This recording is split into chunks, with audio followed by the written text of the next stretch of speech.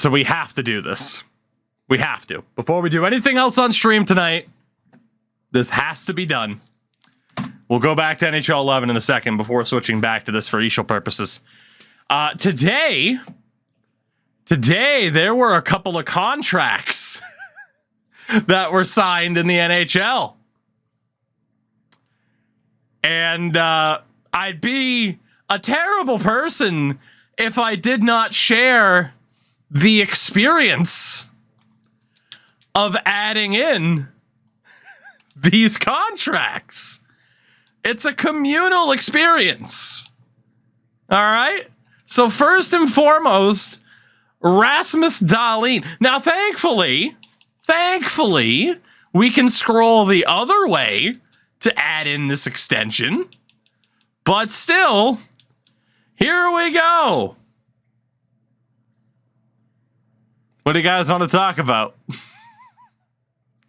We got to go all the way to $11 million. And this is as fast as it goes.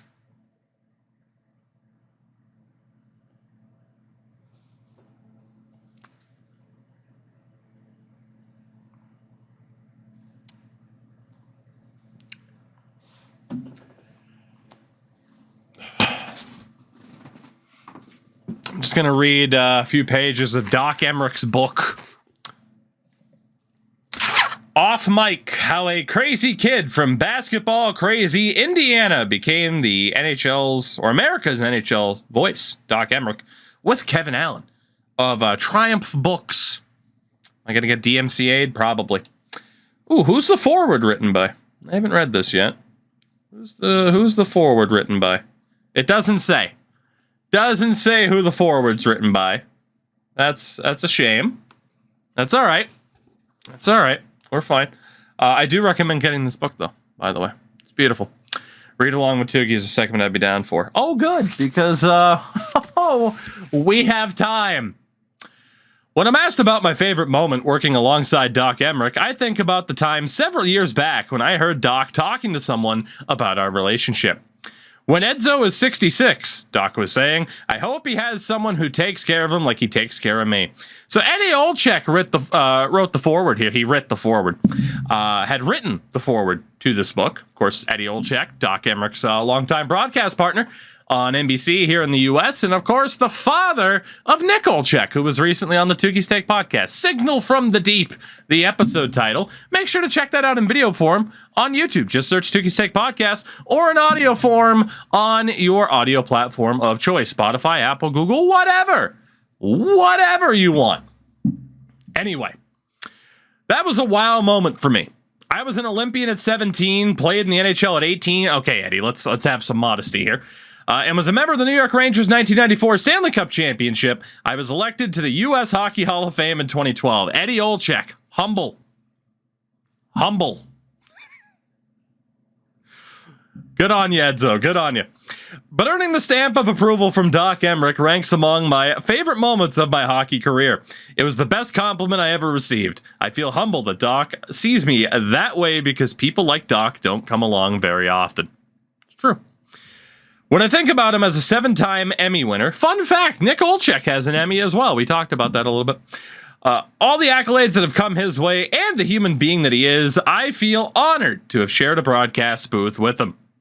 I joined Doc as an analyst on NBC at the start of the 2006-7 NHL season after his longtime partner John Davidson decided to leave television to become the president of the St. Louis Blues.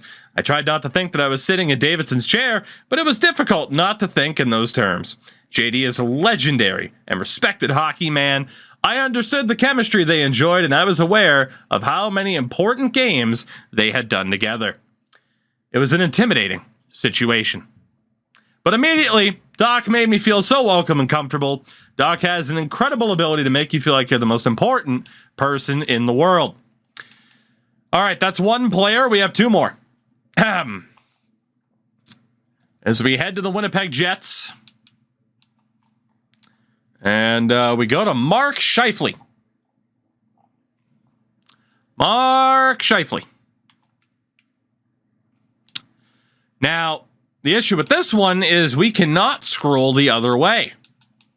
So we have to go to the right. Ahem.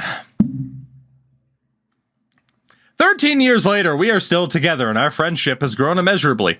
I learned to love, trust, and respect Doc as much as anyone I've met in the game.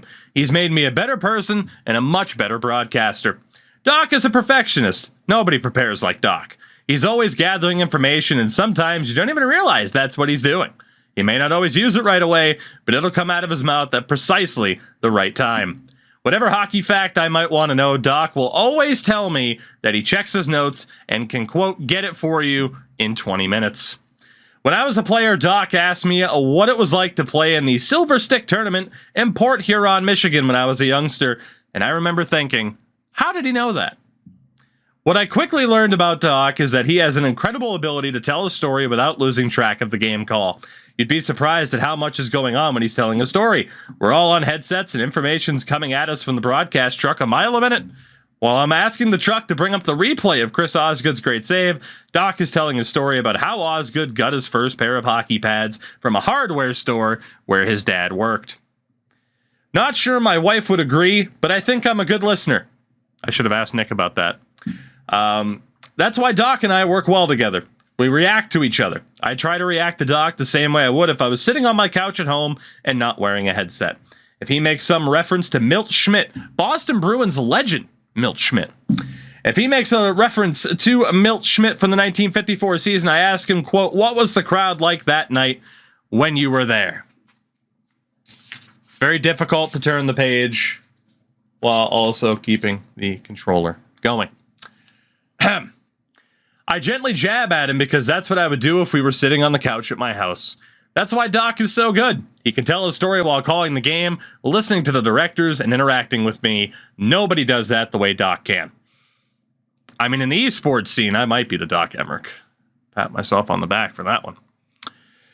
Another thing is that everyone, including me, Pierre Maguire, NBC executives, and everyone in the truck instinctively knows when it's Doc's time. When the game is on the line, when it's in the closing moments of a tight game, when his call is all that matters, we can all sense that. Ordas, thank you for the follow. Welcome to Storytime. When it's Doc's time, sometimes I may not talk for 5 or 6 minutes. That's when my phone blows up. Smart Alec friends will send me a joking text that says, are you working tonight? Are you going to say anything? And I hope you aren't getting paid by the word. But I remain silent. It's not my time. It's Doc's time. Because I've worked with him for so long, I know when he needs to draw a breath or have a second or two, and I will interject briefly on a change of possession, but otherwise, I stay quiet. The last thing I want to do is kill the buzz or the feel when we are in Doc's time. I respect that I'm working with a master craftsman. A man with a PhD in understanding which words viewers need to hear. I know people tune in to hear Doc's call of the game. As I told him so many times, no matter what team you're on, whether it's a sports team or a broadcast team, you have to accept your role and execute. I accept and love my role working with Doc. Not every broadcast goes perfect. You're going to make mistakes. It can't be helped in the broadcasting of live sports. See? Can't be helped. You think maybe Ryan O'Reilly touched it, or maybe it was Patrice Bergeron. Did we have to mention the 2019 Cup final, Eddie? Come on.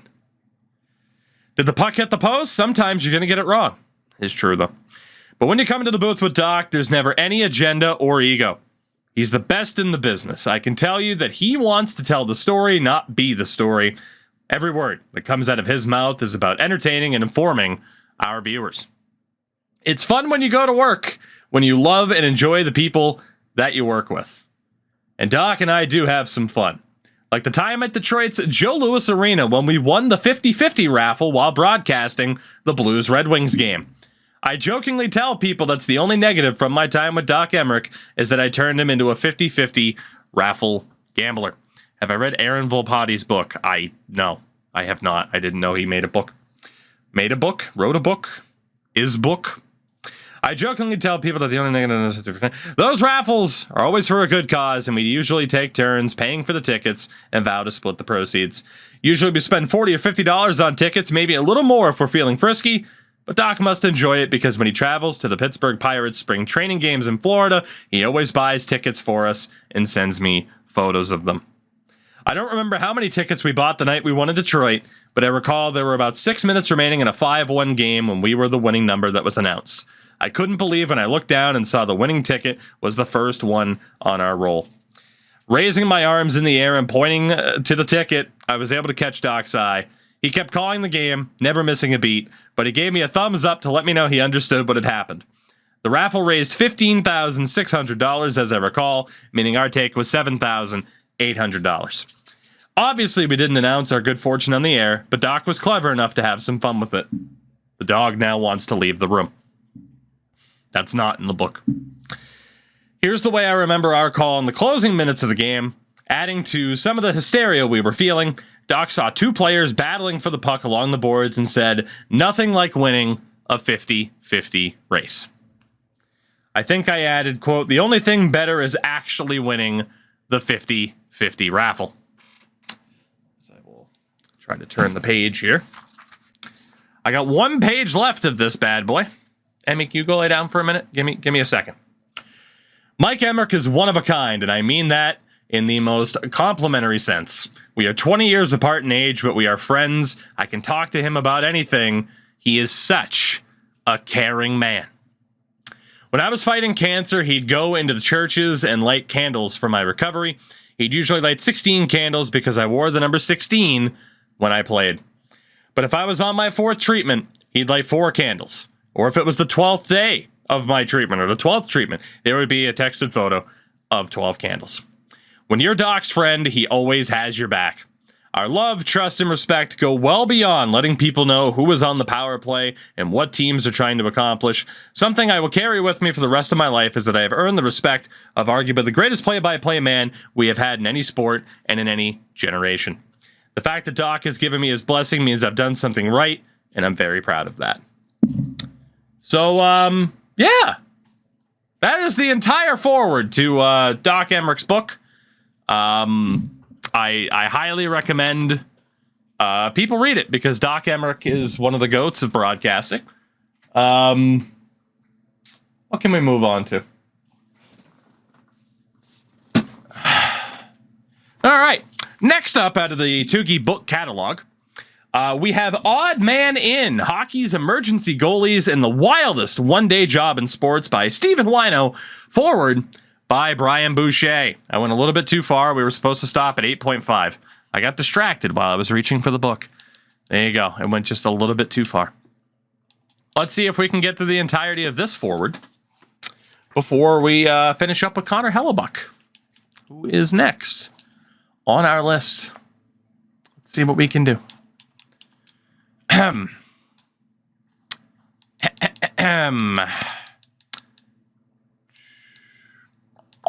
7 years, one way. Okay. Odd Man In. Again, by Stephen Wino, who dedicated the book to his parents. It's very nice. All right. I was sitting in my hotel room in Washington, D.C. when the unthinkable, or the nearly unthinkable, happened. Both of Carolina's goaltenders were injured during their game in Toronto, so the Hurricanes had to turn to an emergency backup goaltender. Great. I would have loved it if a minor leaguer would have been around to get the chance in the NHL that he's been waiting for, but that's not how it worked. Zamboni driver David Ayres walked out of the tunnel. David was 42, my age at the time, and he was stepping between the pipes for a contender in the middle of a playoff race. I was preparing for my game the next day between the Penguins and the Capitals.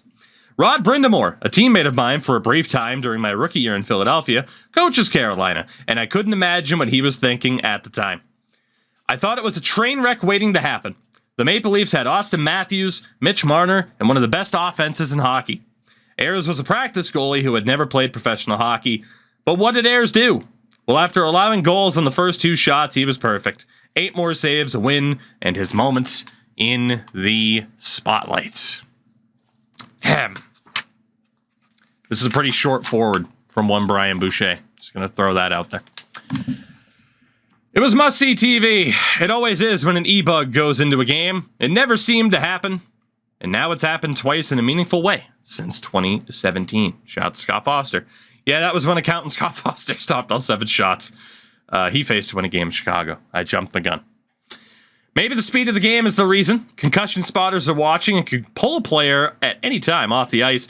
Coaches always tell a player to crash the net. What happens then? Well, speaking from experience, goalies get hurt.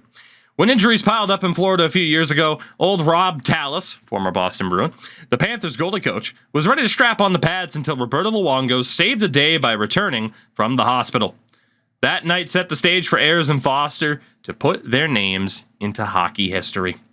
I had my own e-bug experience back in 2010, the year we dressed 7 goalies with the Flyers as the injury bug jumped around. The team called up a kid who recently finished his college career to back me up on a Sunday afternoon. When we were comfortably up by a few goals late in the game, I asked one of the assistant coaches if they wanted to get the kid in. How would he ever get that chance again? Turns out that kid was Carter Hutton, who signed an NHL contract with San Jose that summer. He has played 10 seasons since then. Nobody could have seen that coming, but that's what makes every e-bug situation a must-watch. The equipment manager, financial advisor, or a vending machine repairman who is next to get the call, who won't know that it's coming either, until someone comes up to tell them to get in the net. Hopefully one day the NHL will figure out how to keep an extra pro goalie around who might be able to show what he can do after years of toiling in the minors. Until then, the next e-bug could be just about anybody. Brian Boucher. Odd Man In, another book. Another book I haven't read that I need to. Jesus. Still have time. Next up, we have Sean Thornton's Fighting My Way to the Top. Co-written by Dale Arnold, who all New England fans will know, with the foreword written by the one and the only Tuukka Rask, the greatest goaltender in Boston Bruins history. I said what I said.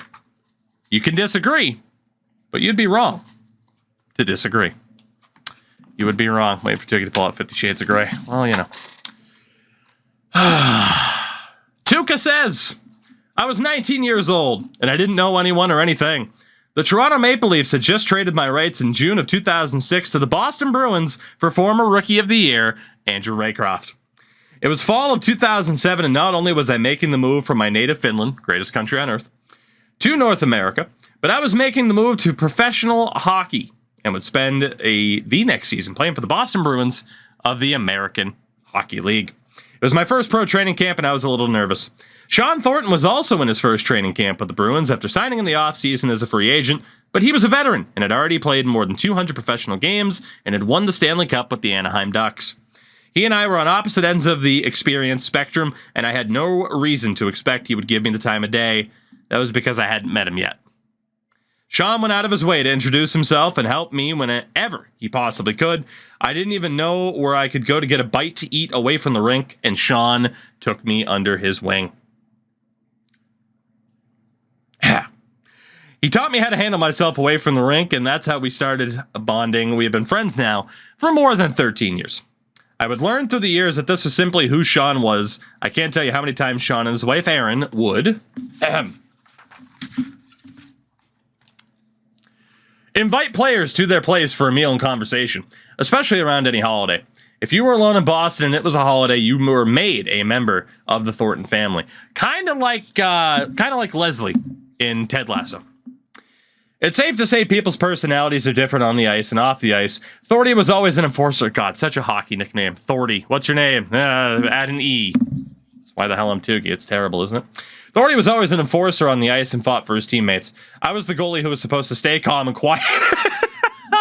Yeah, Tuukka, you sure were supposed to stay calm and quiet. Those poor milk crates. Those poor milk crates. Now, don't get me wrong, I was a lot more emotional on the ice early in my career. Yes, you were. That desire to win was driving me nuts, and through experience, I learned to channel that energy. But when you're 19 years old and playing on a Sunday afternoon in Providence, you don't understand that. Sometimes you have to learn the hard way. I know how strange it sounds that a quiet goalie from Finland and a not-so-quiet tough guy from Ontario would become friends, but we just did. He was that kind of guy. I played 4 games in Boston in 2007-2008 and only won the following season, but I made the permanent move to the NHL in the fall of 2009, and Sean was always my friend. We're almost there, everybody. We're almost there. When you're playing a goal, you get to see everyone on the ice in front of you, and Sean was a big part of what we did out there. But you also have to understand that Sean's influence begins in the dressing room. He learned the hard way that nothing comes easy, and you have to fight and scrap for everything you get on the ice in the NHL. Nothing here is ever easy. He brought that into the dressing room. He really kept the young guys in check, and he made sure they didn't take anything for granted. He taught them to respect their elders in the fight for every inch. Then, that attitude translated onto the ice. Every time Sean went out there, he did everything he possibly could to help his team win. On a lot of occasions, are we almost there? We're almost there. That meant doing the dirty work, and I think that's why among his teammates and around the league, everyone respected him. He was known to be a no-bullshit guy off the ice, and when you put your skates on, he was always there to stand up for his teammates. I think it's important that people understand something else. In 2011, the Bruins would not have won the Stanley Cup without the key play of the Merlot line. That's right. Sean and Soupy, a.k.a. Gregory Campbell, and Peasy, Daniel Paille. Hockey nicknames are the fucking worst. The absolute worst. They're one of the few fourth lines that could make great plays and make a real difference in the game. They took great pride in that. They made the decision easy for Claude Julien to use them against anyone, including the other team's top lines. That gave our top lines a bit of a break. That played a really, really big role in us winning the Stanley Cup this year.